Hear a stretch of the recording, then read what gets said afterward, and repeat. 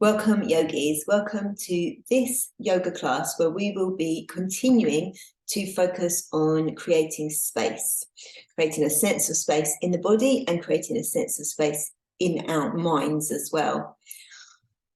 This is a part of the series of, I'm recording it to be part of the series of classes that I'm calling Creating Space, but this class can very easily be a standalone practice. So don't be concerned if you haven't done the other videos in this series. You don't need to be able to join in with this video.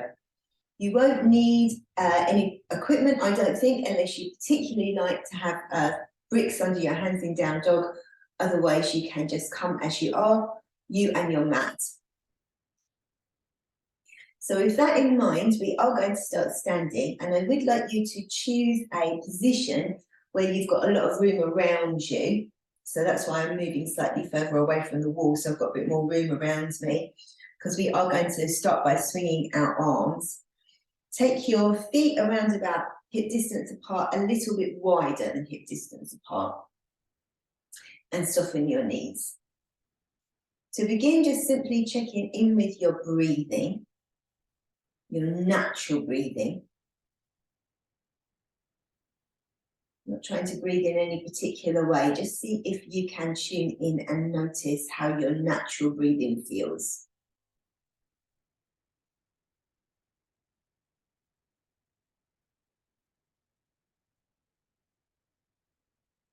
That's right, well done. And once you've noticed how your natural breathing feels, we'll start to turn through the torso, swinging the arms. So this is why I want you to have room around you so that your hands and your arms don't bump into anything as you turn.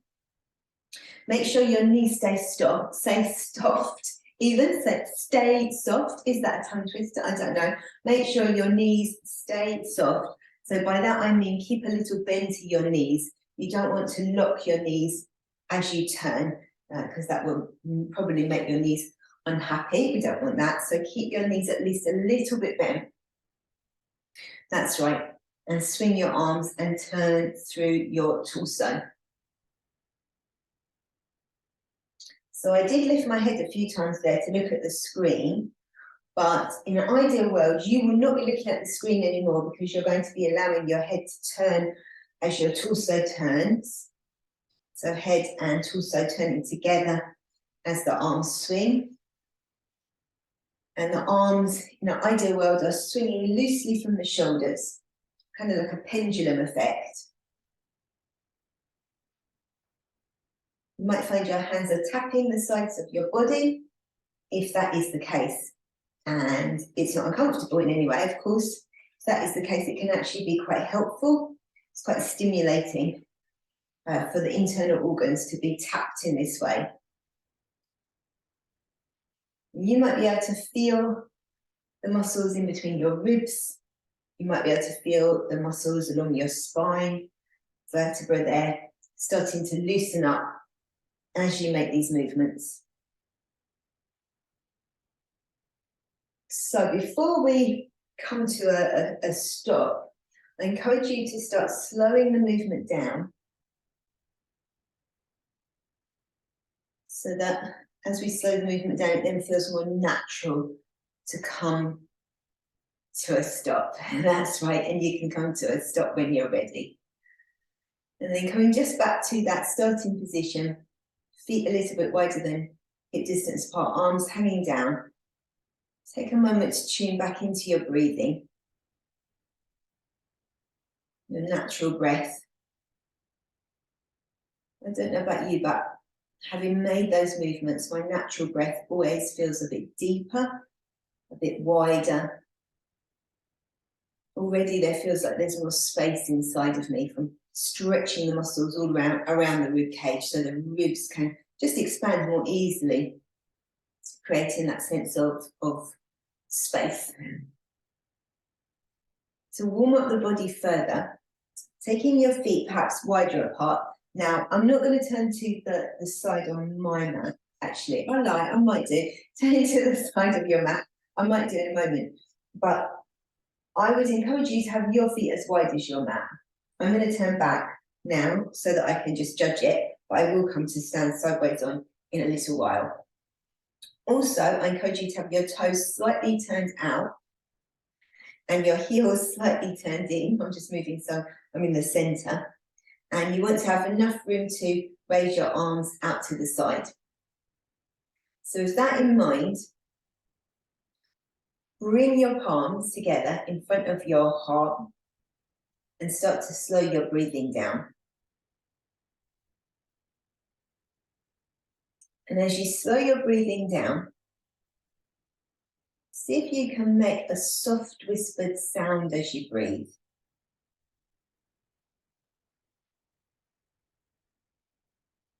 So the soft whispered sound we call Ujjayi breathing. And the sound doesn't have to be very loud.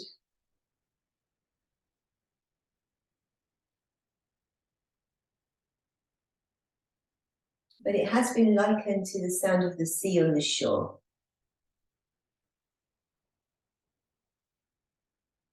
Maybe the sound that you hear when you hold a shell to your ear.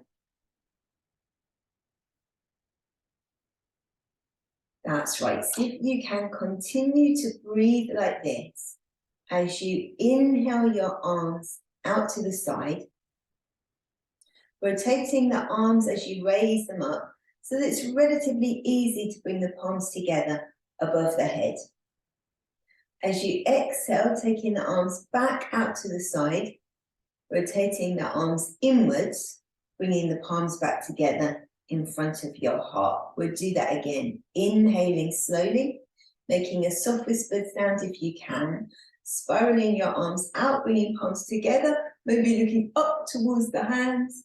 And then as you exhale, arms back out to the side, spiraling them inwards this time, palms together, looking down towards the palms.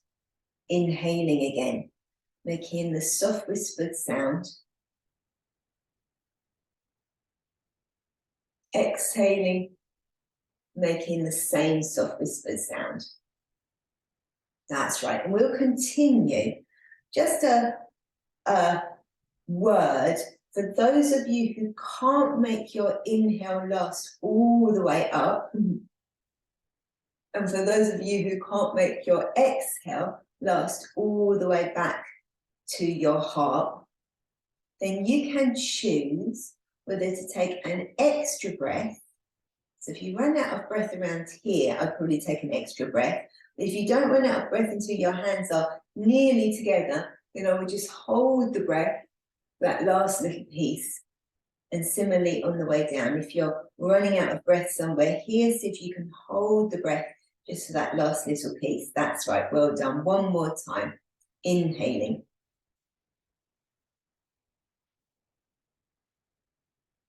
And exhaling.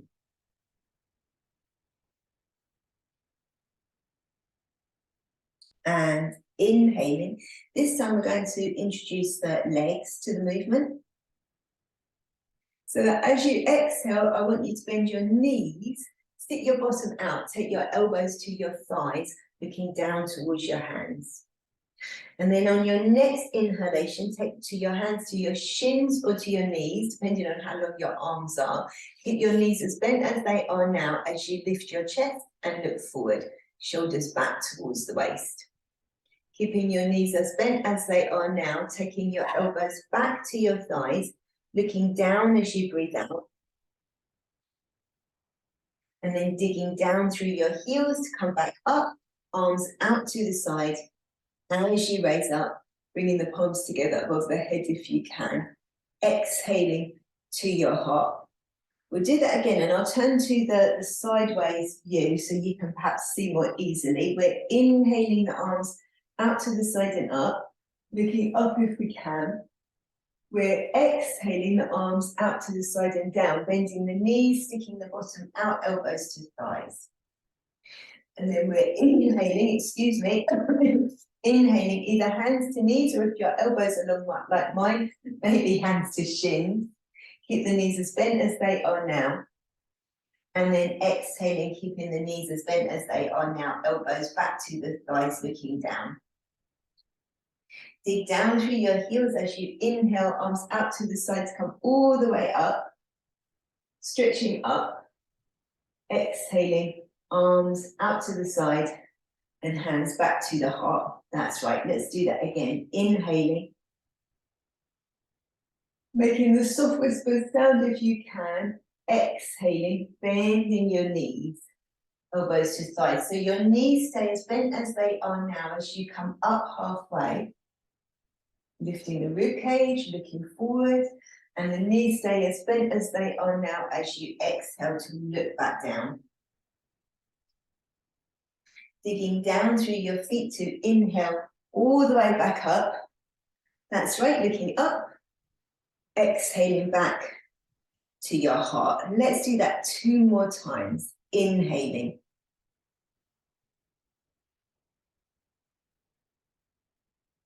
And exhaling down.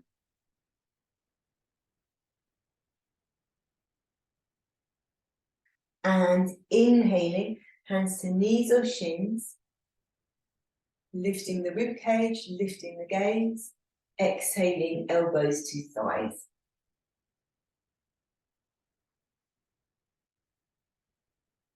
Inhaling all the way up, stretching up. Exhaling back to the heart. 1 more time without me speaking.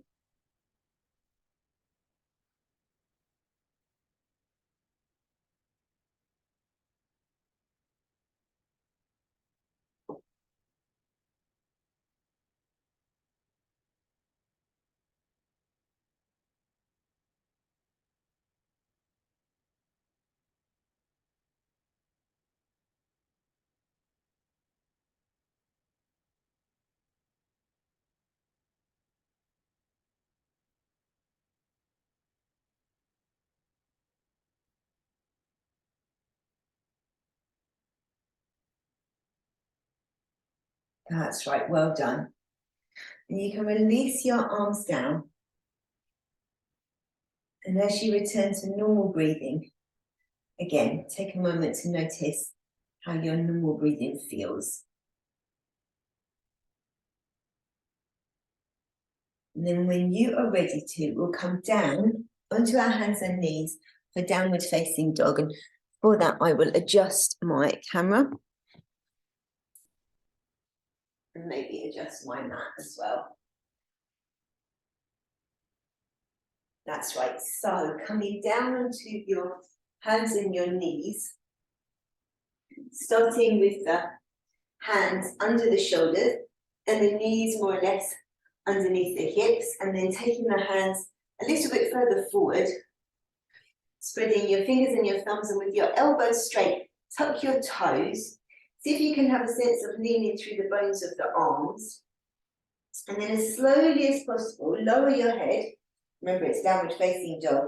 Lift your knees and start to slowly take your knees away from the ground. As you slowly take your knees away from the ground, you're lifting your hips up. That's right, lifting your hips up as high as you can. And then at the same time, see if you can push your heels back towards the wall behind you. Now, this might be your first downward facing dog of the day, and I do think it helps to take the feet as wide as the mat.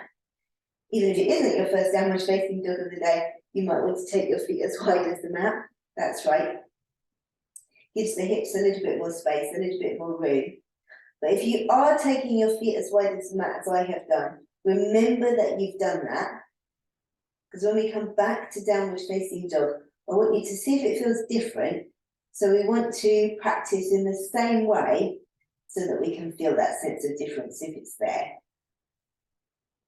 When you're ready, having really noticed how it feels to be in downward facing dog, slowly lower your knees back to the ground. That's right, well done.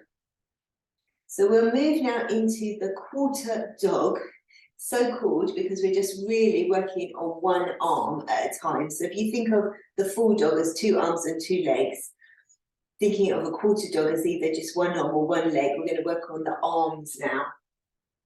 So quarter dog is really easy to do in a way that's not very unhelpful. So I'd like you to watch first and then join in once you've seen the demonstration. We start on all fours, and that's important. Make sure your hands are under your shoulders and your knees are under your hips. And then we'll take the left arm up first, and I'm taking it across the mat horizontally. Now the elbow is still very much under the shoulder, so my left elbow is still very much under my left shoulder. I haven't taken the arm across. It's not a twist. So making sure your left elbow is still very much under your left shoulder, and your left hand is more or less under your right shoulder now. Also making sure that your hips stay above your knees as you take your right hand forward. So look underneath yourself. See if you can make sure that your hips stay above your knees.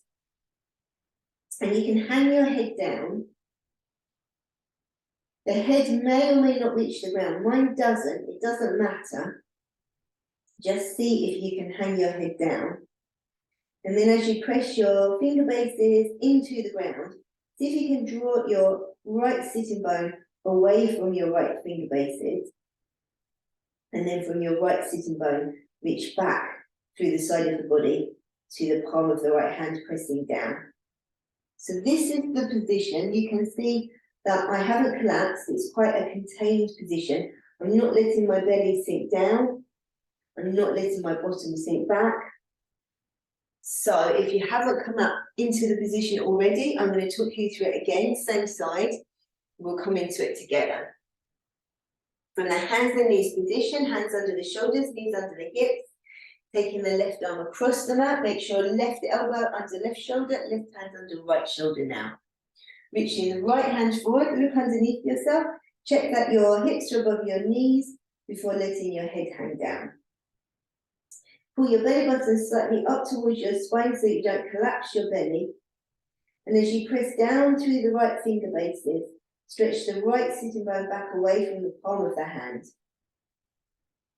And as you stretch the right sitting bone back away from the hand, reach back down the side of the body to the bases of your fingers.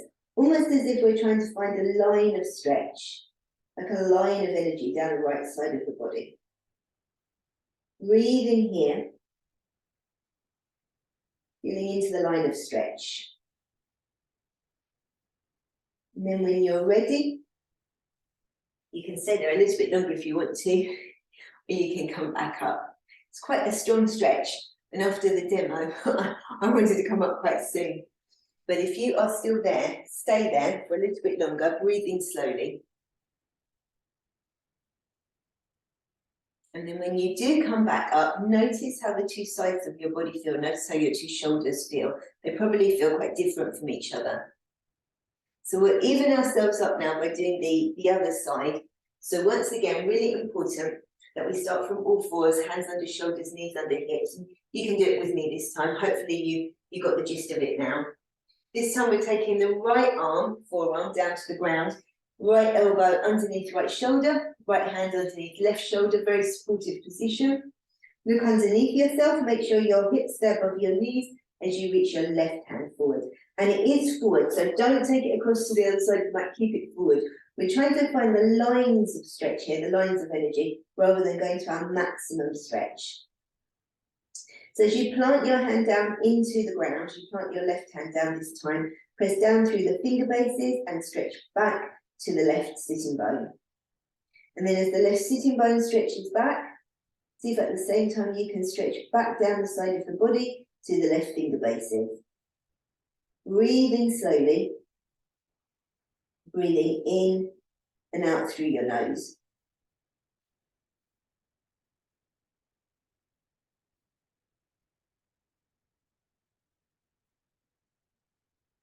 And then when you're ready to, you can slide your hand back.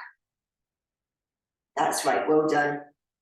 So we're going to repeat downward facing dog now, and I want you to repeat it in the same way you practiced it a moment ago. So if your feet were as wide as the mat, take the feet back as wide as the mat again. And in downward facing dog, we'll see if we can rediscover, refine those two lines of energy. So if you come back to all fours, And this time we'll walk the hands a little bit further forward, like we did for down dog. Spreading the fingers, spreading the thumbs, straight elbows, tuck the toes. Lean through the bones of your arms, and then drop your head back down.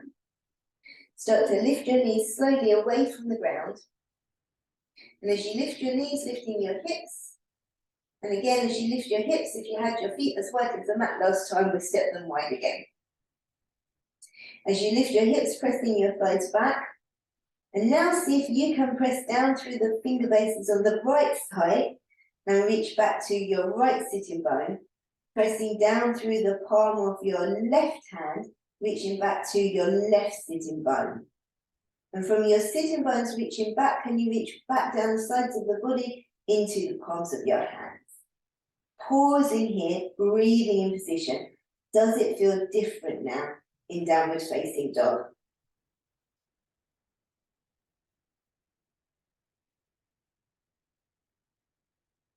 That's right, well done. And you can slowly lower your knees back to the ground. You can roll your shoulders back. So you might have noticed that it felt as though your shoulders were creeping up towards your ears, which can happen with those arm forward stretches. So before we move on, I'm going to ask you to come into a side plank. I know it's not everybody's favourite pose, but we do a few variations. Just going to swig some water.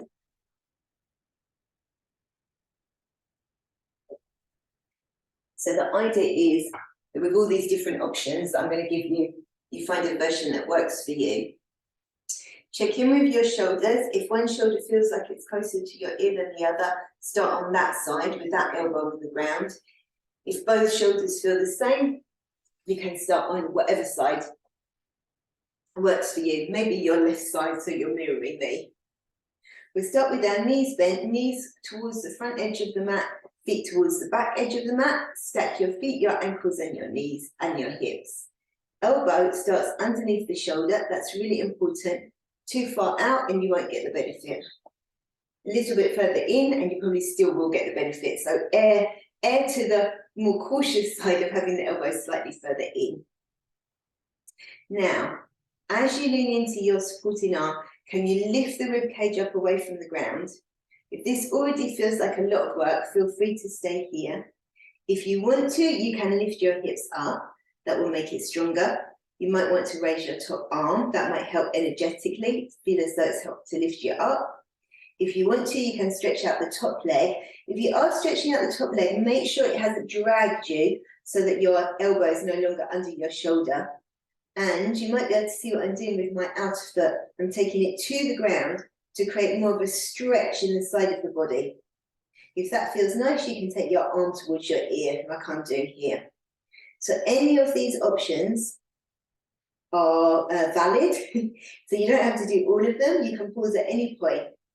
And when you've found a point that you want to pause at, take a few breaths. The only thing I'm really keen that you do is keep your elbow underneath your shoulder. And then you can come down. That's right, well done. So we move to the other side. As you move to the other side, you might check in with your shoulders for a moment. Yeah, I always feel like the one that I've just worked is much further down away from my ear. A bit more space between the ear and the shoulder. You might feel that too.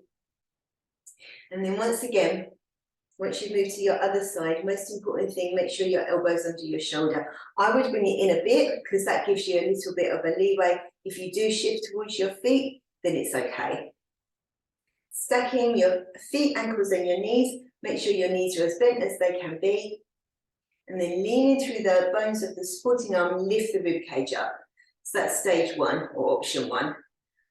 If you want to stay here, you know you can. You will get the benefit, I promise. If you want to lift your hips, you can. If you want to raise your top arm, you can. If you want to straighten out your top leg, you can, but just make sure that you haven't shifted back. That's right. And if you want to do like me and take the outer edge of your foot to the ground and then take your arm over your ear, maybe even to the radiator, tap the radiator there, then you might be able to lift your hips a little higher. And look what's happened. I have shifted. So I'm going to shift back now. Luckily, I can see myself in the screen. Keep breathing. Once you've found a position that you can pause in, Take a few breaths here, a few conscious breaths. Well, that's better actually. That gives me more of a stretch, more of a space-making movement. And then when you're ready, you can come down. Well done, everyone, well done.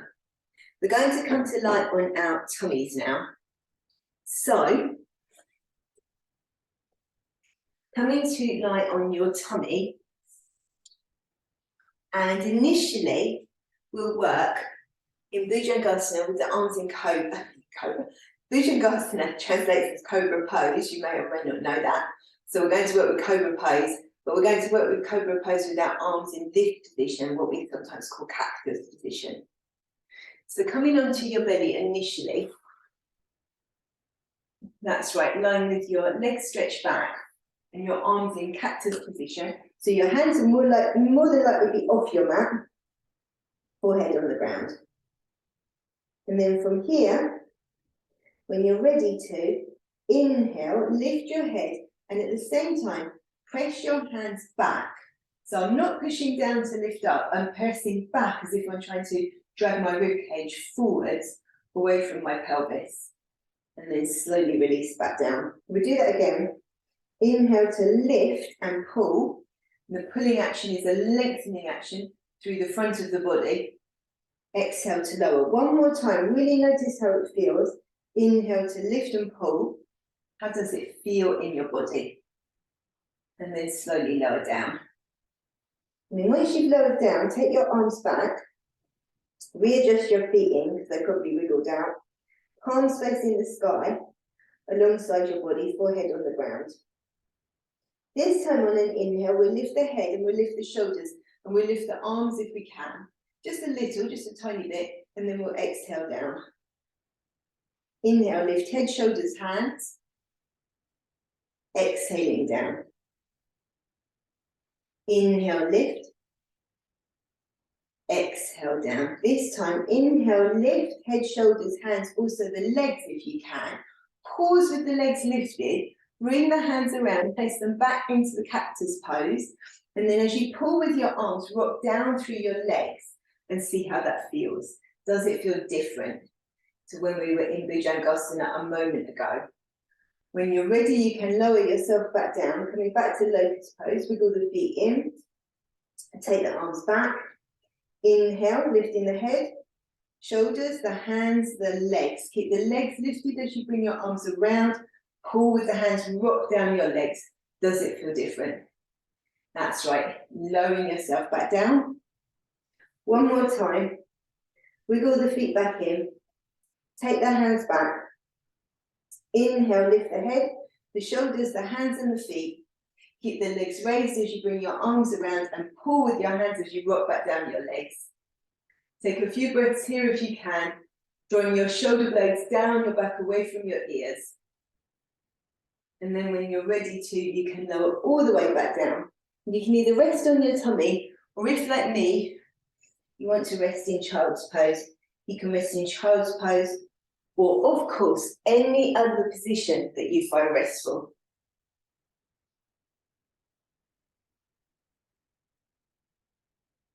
And then when you've found the position that you find restful, that you want to rest in,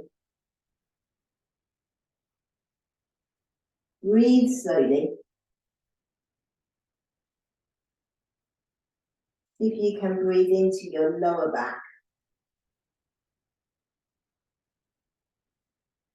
Breathing into the muscles that we've just been working. It's almost as if the breath can massage the muscles that we've just been working.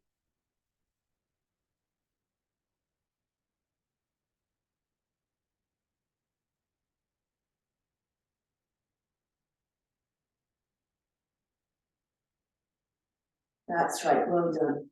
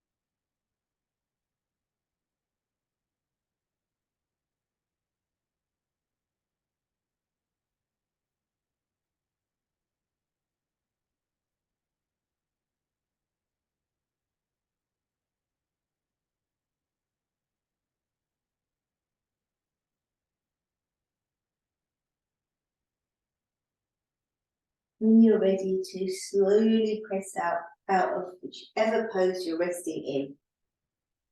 And if you're not already sitting, come to a comfortable seated position, somewhere where you can pause in.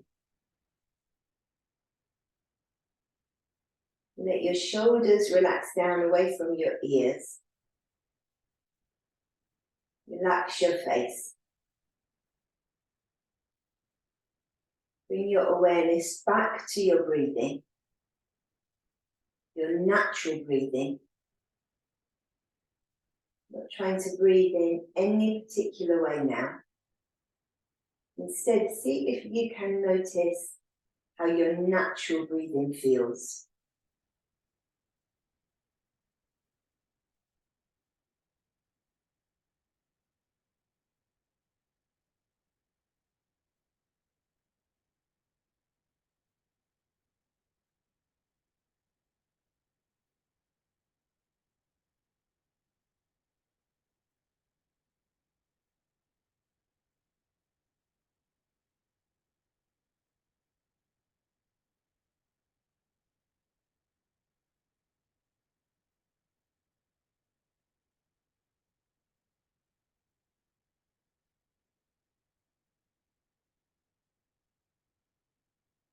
That's right, well done.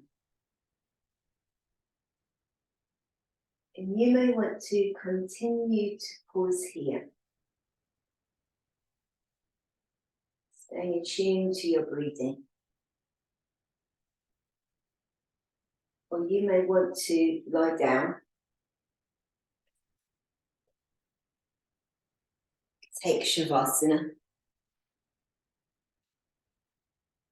Or you may choose to get on with whatever it is you need to do. Well done, yogis.